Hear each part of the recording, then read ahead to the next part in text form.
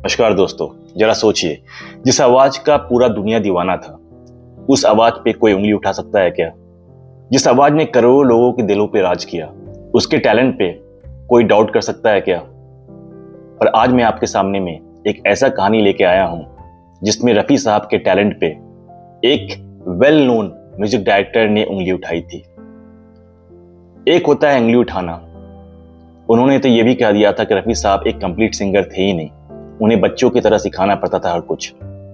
और इनफैक्ट मैं जिस म्यूजिक डायरेक्टर के बारे में बात कर रहा हूं वो कोई और नहीं, वो थे अपने समय के one of the most well known music director R D Burman. R D Burman एक ऐसे म्यूजिक डायरेक्टर थे जिन्होंने रफी साहब के साथ काम तो बहुत किया, पर हर बार काम करने के बाद उनके बारे में सिर्फ अनाप शनाप ही बोला है। पर दुख तो इस बात की है कि रफी साहब वो पहले सिंगर थे जिन्होंने आर डी बर्मन को फ्लॉप से हिट का रास्ता दिखाया। जी हां, आप सही सुन रहे हो, अगर आर डी बर्मन का कोई फर्स्ट हिट मूवी था तो वो था रफी साहब के साथ। मैं ऐसा क्यों बोल रहा हूं, इसके बारे भी हम बात करेंगे।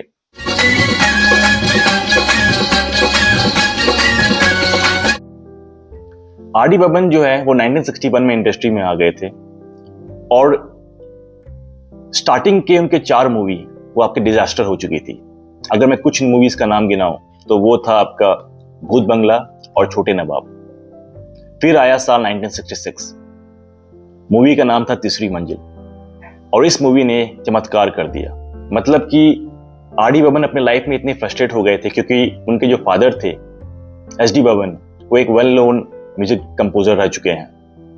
तो ऑब्वियसली उनके दिमाग में यही था कि मुझे अपने पिता का नाम रोशन करना है। और स्टार्टिंग के जब उनके 4 movies back to back flop हुआ तो वो कहीं ना कहीं वो एक टेंशन में आ गए थे। उनको लग रहा था कि मेरे अगली मूवी का क्या होगा। और फिर साथ निभाया रफी साहब और आशा भोसले ने। ओ हसीना जुल्फों वाली जाने जहां ढूंढती है काफिर आंखें किसका दीवाना मुझसे नहीं इस अंबर के नीचे। रफी साहब जो उस समय एक एस्टैब्लिश्ड सिंगर थे, सारे म्यूजिक डायरेक्टर, एक्टर्स, प्रोड्यूसर्स के वो फर्स्ट प्रायोरिटी थे। पर जब ये मूवी हिट हुआ आपका तीसरी मंजिल, तो इंस्टेड ऑफ थैंकिंग रफी साहब, उन्होंने रफी साहब के बारे में ये कहा कि मैंने गलती कर दी कि मैंने रफी साहब के साथ काम किया।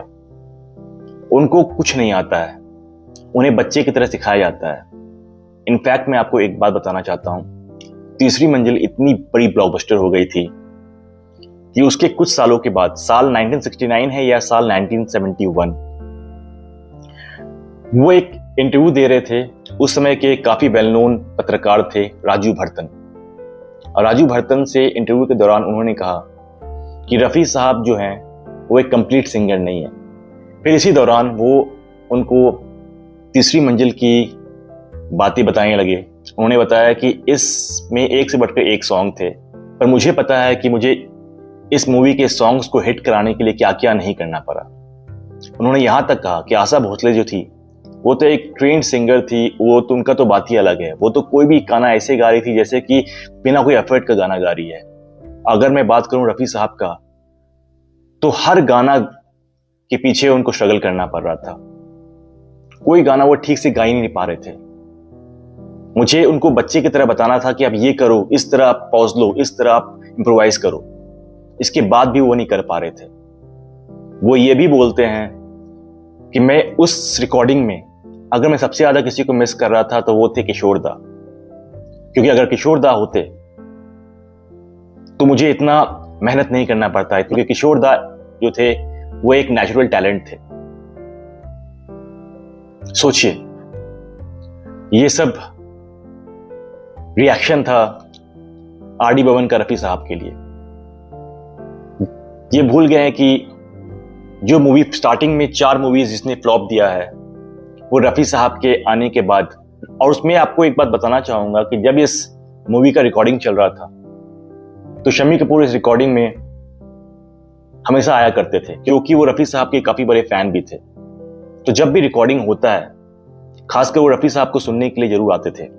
और उन्होंने पहले ही प्रेडिक्ट कर दिया था कि ये जो मूवी है, ये जो सॉन्ग है, ये दोनों हिट होने वाली है। मैं आपको इस इंटरव्यू के बारे में कुछ और बताना चाहता हूं। आर डी बर्मन ये भी कहते हैं कि इसमें एक गाना था आपका, आजा आजा मैं हूं प्यार तेरा। जा जा मैं हूँ प्यार तेरा। अगर आप ये गाना अगर आप ठीक से कभी सुने होंगे तो आपने नोटिस किया होगा, इसमें कुछ ऐसे लाइन है, अरे आजा आहा आजा। अब इसमें वो बोलते हैं कि आशा भोसले इस चीज को इतना आसानी से गा रही थी, विदाउट टेकिंग एनी एफर्ट। वो उसको इतना स्मूथली गा रही थी कि क्या ही बोलूं। नो डाउट आशा भोसले जो है वो one of the best singer है, पर एट द सेम टाइम जब वो रफी साहब के बारे में बोलते हैं तो रफी साहब के बारे में बोलते हैं कि रफी साहब को ये गाना उनसे हो ही नहीं रहा था, वो टेक पे टेक दे रहे थे। आप ये भी सुनो रफी साहब ने कैसा गाया है, इस यही वर्ड्स जिसके बारे में बात कर रहा हूं मैं। ताजुब की बात है, फैसला आप पर है। दोनों मैंने आपको सिंगिंग स्टाइल दिखाया है। यहाँ हमने आशा भोसले का भी दिखाया है, यहाँ मैंने आपको रफी साहब का भी दिखाया है। मेरे ख्याल से दोनों ने अच्छा गाया है। इसी मूवी में एक और भी सॉन्ग था, जिस सॉन्ग का नाम था तुमने मुझे देखा। सॉन्ग सुनिए आप। तुमने मुझे देखा। इस सॉन्ग के बारे में आर.डी. बर्मन कहते हैं कि ये सॉन्ग भी रफी साहब नहीं गा पा रहे थे। ये सॉन्ग को फाइनलाइज करने के लिए, फिनिशिंग टच देने के लिए वो बोलते हैं कि मुझे पता है मुझे क्या क्या नहीं करना पड़ा, किस तरह मुझे रफी साहब से कोऑर्डिनेट नहीं करना पड़ा। हर बार वो गलती करते हैं और मुझे हर बार उन्हें समझाना पड़ता है कि रफी साहब आप ऐसे गाइए, रफी साहब आप ऐसे गाइए। वो अपनी तरफ से कोई एफर्ट नहीं करते हैं। पर सरप्राइज की बात तो ये है ना कि जब उनके नजर में अगर रफी साहब इतने ही इनकम्प्लीट सिंगर हैं, वो एक अच्छे सिंगर नहीं है, तो उन्होंने क्यों तीसरी मंजिल के बाद भी रफी साहब के साथ काफी सारी मूवीज में काम किया? क्यों? क्वेश्चन मार्क ये है। अगर रफी साहब अच्छे सिंगर नहीं थे तो उनको सिर्फ किशोर के साथ काम करना था, उनको सिर्फ आशा के साथ काम करना था। बाकी कितने सारे मूवीज तीसरी मंजिल के बाद भी, चाहे वो आपका शान हुआ हो, चाहे वो आपका बर्निंग ट्रेन हो, चाहे वो आपका द ट्रेन हो, चाहे वो आपका हम किसी से कम नहीं है ये मूवी हो, काफी सारी मूवीज हैं। ये तो मैं 4-5 मूवीज बता रहा हूं मैं। क्यों उन्होंने फिर रफी साहब के साथ काम किया? इनफैक्ट हम किसी से कम नहीं, इस मूवी में रफी साहब को, इस मूवी के एक सॉन्ग के लिए रफी साहब को फिल्म फेयर अवार्ड से नवाजा गया as a best playback singer. In fact उनको नेशनल अवार्ड से भी नवाजा गया था। क्या हुआ तेरा वादा। तो एक सिंपल सा फंडा होता है। एज अ ह्यूमन बीइंग मैं बता रहा हूं, मुझे कोई बंदा पसंद नहीं है तो मैं उससे बात नहीं करूंगा या तो अवॉइड करूंगा। कोई किसी को एहसान करने के लिए किसी को काम तो देता नहीं है। अगर रफी साहब इतने ही बुरे सिंगर थे, उनके अकॉर्डिंग वो एकदम अच्छे सिंगर नहीं थे, तो तीसरी मंजिल के बाद उनको तो कंप्लीटली इग्नोर करना चाहिए था रफी साहब को। फिर काम किया तो क्यों काम किया? सवाल मैं आप पे छोड़ता हूं, आप बताओ कि आपका क्या कहना है इसके बारे में।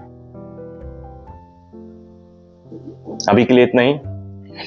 और अगर मेरा ये वीडियो आपको अच्छा लगा होगा तो please don't forget to like, share and subscribe. मैं आपसे मिलता हूं अपने नेक्स्ट वीडियो में। अभी के लिए इतना ही। Thank you so much for your time. Take care, bye bye.